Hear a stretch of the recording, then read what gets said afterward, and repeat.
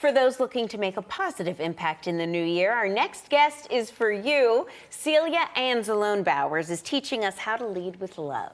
Now, this can help us both at home and in the workplace, which is great. Thank you. Welcome back, my friends. Thank you for having me. So good to have you. You bring you. such positivity. And let's start there, because Lead with Love is your nonprofit. What is the mission? How did this all come to be?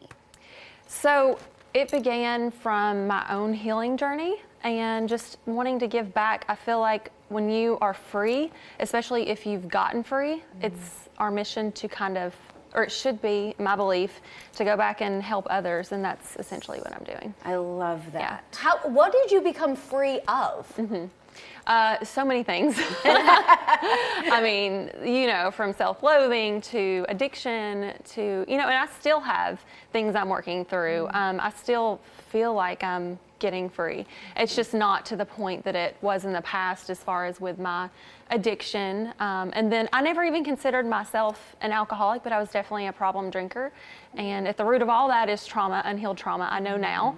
And I've resolved and healed so much of it, but you know, life's a journey, and so is healing. Yes. It's interesting how you have to unpack all of that to get to the root of it all. For and sure. I love how vulnerable and raw you are, not just with your nonprofit and the book that you've written that you pass out on your tours, but also your podcast, Love Waits For You. And I do want to take a quick listen for everyone out there. When I was the most unhappy, I would have been labeled an extrovert. When I was like partying, when I was always around people, because I couldn't be alone. When I got alone, I felt the void. I felt the emptiness. I felt the unhealed trauma, and it made me want to run and do anything but be by myself. Oh, I bet so many people relate with that. That's amazing.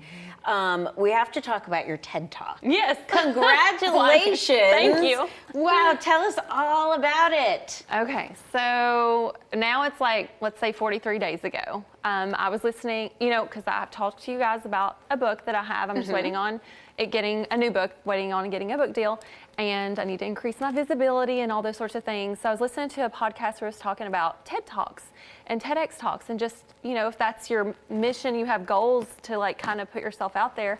And I was like, you know, the only TED Talk I've ever listened to is Brene Brown's, and since then I've listened to more.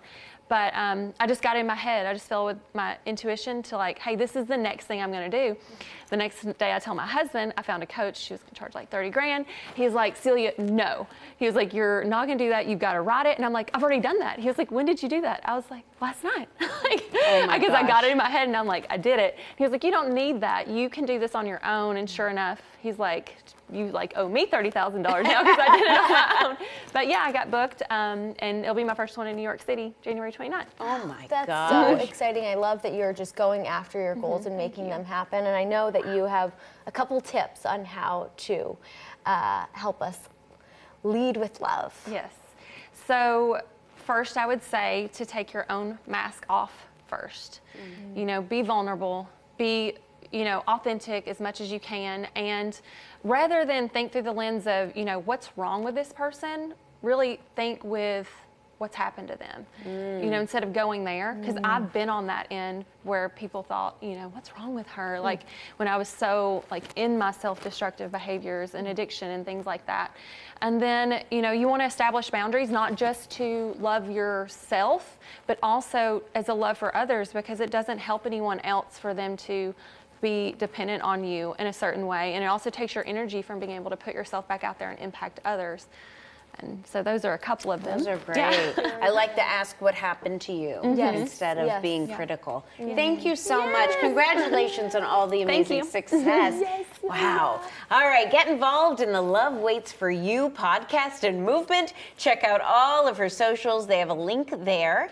A Linktree page, at Love Waits For You, so you can take a look at that on your screen right there.